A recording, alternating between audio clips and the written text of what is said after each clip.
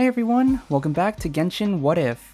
I wanted to cover a new topic from the Signature Weapon series and talk about a different concept altogether, Shatter. With the release of Fontaine coming up, many players, including myself, are huffing a lot of copium in hopes that physical and geo buffs are put into play. Unfortunately, as I'm making this video, there are currently no leagues that 4.0 will introduce us to reworks or buffs for them. So in order to satisfy my delusional fantasies, I thought it would be fun to discuss the possibilities of seeing buffs for the two neglected elements. Later on, I'm also going to cover the reactions of Crystallize and Superconduct, as I believe that bringing physical and geo into the meta requires an overhaul of all three reactions, so stay tuned for those. But for now, let's discuss Shatter. There are a lot of mini ideas involving how to rework Shatter, such as making it easier to break shields, adding some kind of defense or res shred, or adding a bleed effect to deal damage over time. These are all good options to add to the reaction, but I always felt that it only required one major change to bring it into the limelight, switching it from a transformative reaction to an amplifying one. As always, here's my usual disclaimer. I'm not a theory crafting master, so I can't guarantee my ideas are going to be the best, or that I won't miss the mark on concepts. If you have anything you'd like to add or critique, you're always free to comment on it. Just remain respectful. Alright, let's discuss Shatter. For those who need a refresher on the reaction, Shatter is a three-step process. When enemies are frozen via Hydro and Cryo, and then hit with either a heavy attack or geo damage, Shatter will be triggered. There's a lot of attacks that are considered to be heavy attacks, but the most common ones are the normal or charge attacks of Claymore units. Shatter is a transformative reaction, meaning that it simply deals a separate instance of damage, scaling off the person's EM stat. This is where the main issues lie. Many characters who can trigger Shatter don't want to build EM due to it being a DPS loss to their main kit. This means the Shatter damage is going to be very low. The second issue is that it deals physical damage. Superconduct is a good way to decrease enemy physical resistance so that Shatter can deal more damage. This is a reaction that requires Cryo and Electro, so in order to make a viable Shatter comp at the moment, you need a team of Hydro, Cryo, and Electro units. Not to mention that adding Superconduct now makes the process 5 steps. Apply Cryo, apply Electro, apply Cryo or Hydro, then vice versa, and finally the heavy or geo attack. A long process just to result in a reaction that still deals subpar damage. Interestingly, making Shatter an amplifying reaction solves both of these issues. The first step for this concept is to softly rework Freeze. As of right now, all bosses and some enemies are immune to the effects of Freeze, so if we want to make Shatter a good reaction, we should first address this issue. One idea that was brought up in various community posts is that the Freeze aura should always be able to apply to any enemies, but any enemy currently immune to it won't suffer the immobility effect. This new Freeze aura only exists to allow the player to shatter every enemy. That way, Shatter comps can work on bosses and unfreezable enemies as well. Now we can discuss the Shatter part. When we look at making Shatter an amplifying reaction, two implications come to mind. One, instead of doing a separate instance of damage, it multiplies the triggering hit by a certain value, like Vaporize or Melt. It's up to you on what the multiplier should be, but I personally think 1.75 is a balanced value. Shatter is generally harder to proc than Reverse Vape or Melt, which uses 1.5, but it's easier than the forward variants, which is 2 times. The second implication to this change is that instead of always doing physical damage, its multiplying value causes it to take on the element that triggered it.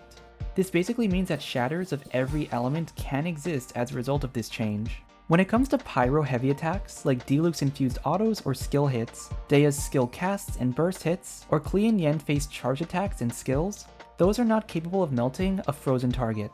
They are only able to shatter the enemy, so don't go thinking that you can do some weird double amplifying hit. Creating a Shatter comp for physical and geo units is still a niche option, but as long as the numbers are high enough, then we can definitely say it's a viable one. I'll touch upon this more in the next sections, and speaking of, let's talk physical. With this rework, any element, as long as it's a heavy attack, will gain the Shatter multiplier. This includes physical. Looking at the roster, the most prominent physical units are Eula, Razor, and Xinyan, and wouldn't you know it, all of them are Claymore users.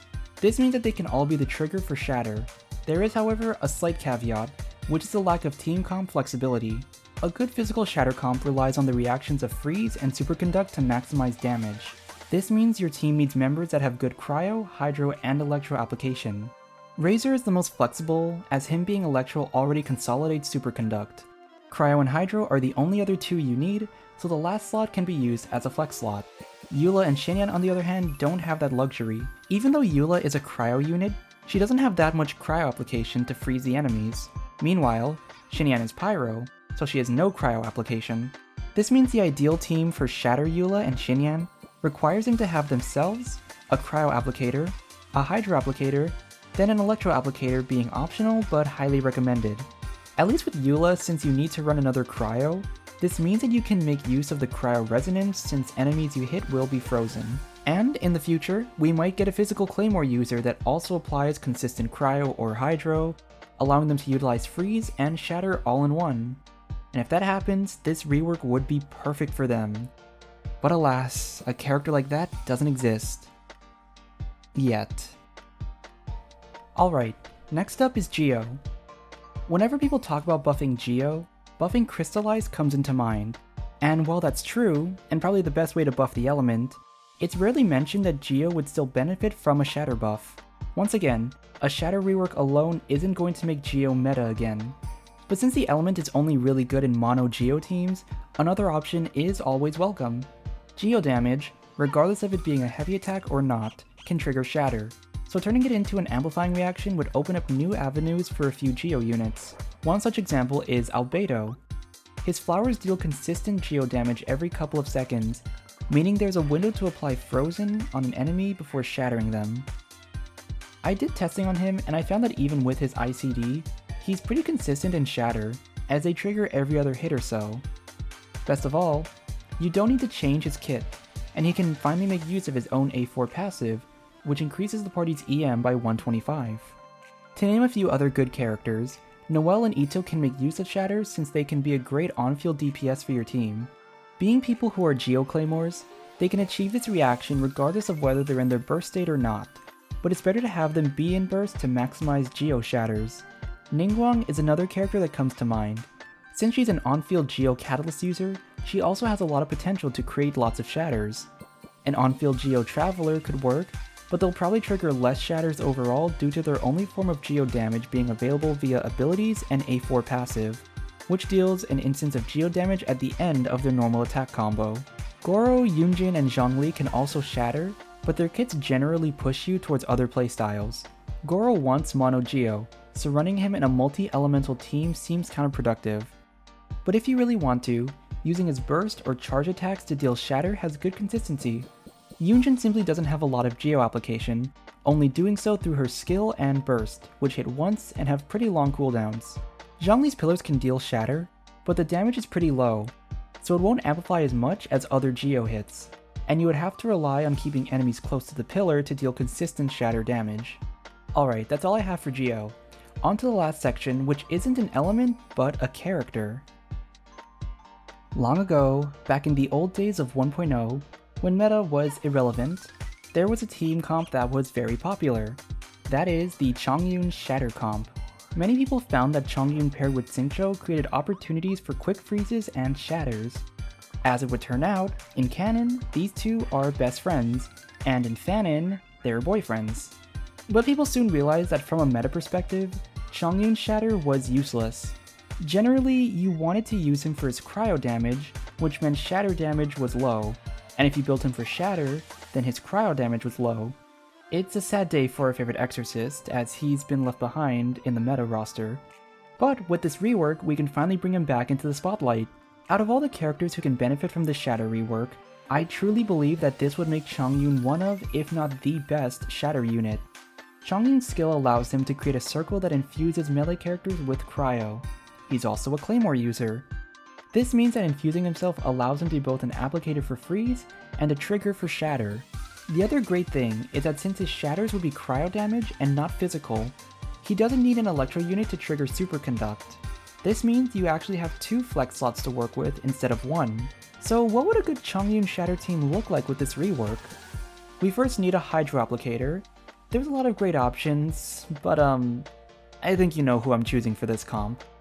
For the third slot, I'm thinking Shenhe, due to her ability to buff cryo damage and shred cryo resistance with her kit.